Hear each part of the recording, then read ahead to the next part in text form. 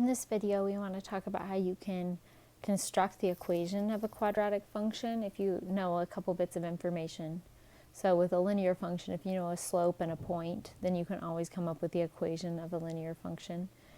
For quadratic, if you have the zeros of the quadratic, so the x-intercepts, and another point, then you can write down the equation. And then if you have the vertex and another point, then you can write down the equation. And you're just going to use the factored form and vertex form to do that. So if you're given zeros, then you can use the factored form to come up with the equation of a quadratic. The fact that I can write my quadratic function as a times x minus n times x minus n. And here I have the zeros are 3, 0 and negative 1, 0, and my other point is 2, 5. So I can write down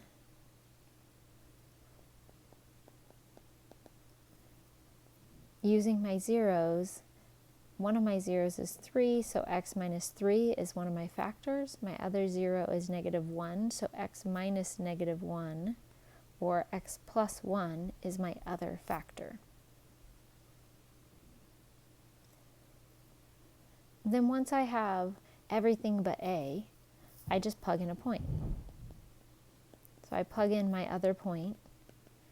I plug in 5 is equal to f of 2.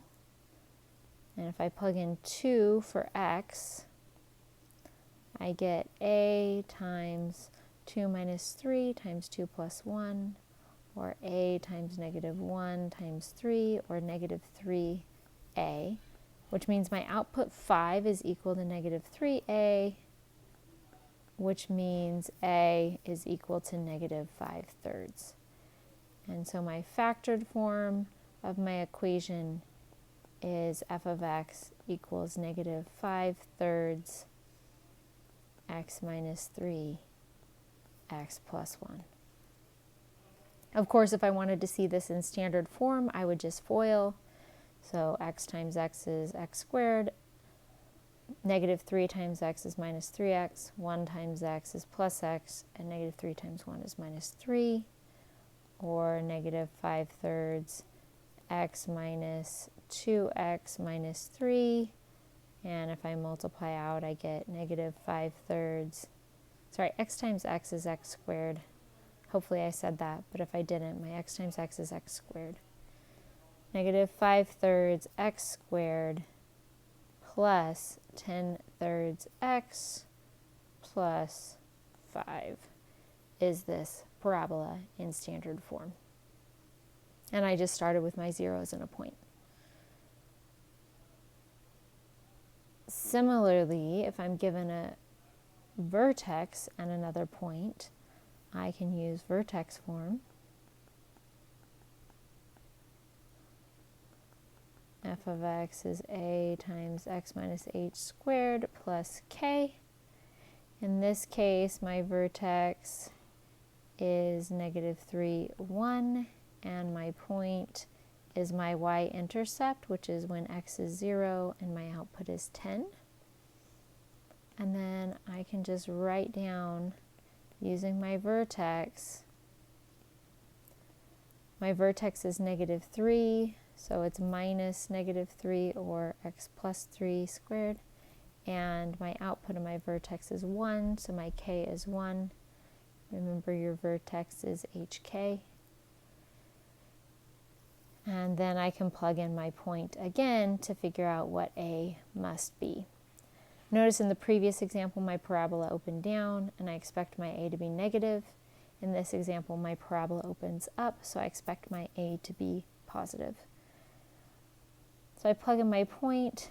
10 should be equal to f of 0. So I plug in 0 for x.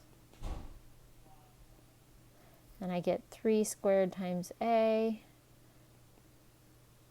plus 1 is equal to 10. If I subtract 1 from both sides, I get 9 is equal to 9a. Divide both sides by 9. It turns out in this case a is 1. So my function is f of x is just equal to x plus 3 squared plus 1, and the a value there was just 1.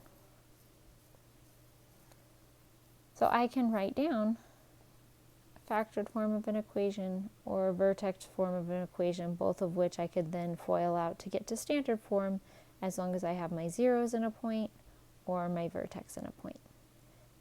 And that's how we can find equations of quadratics.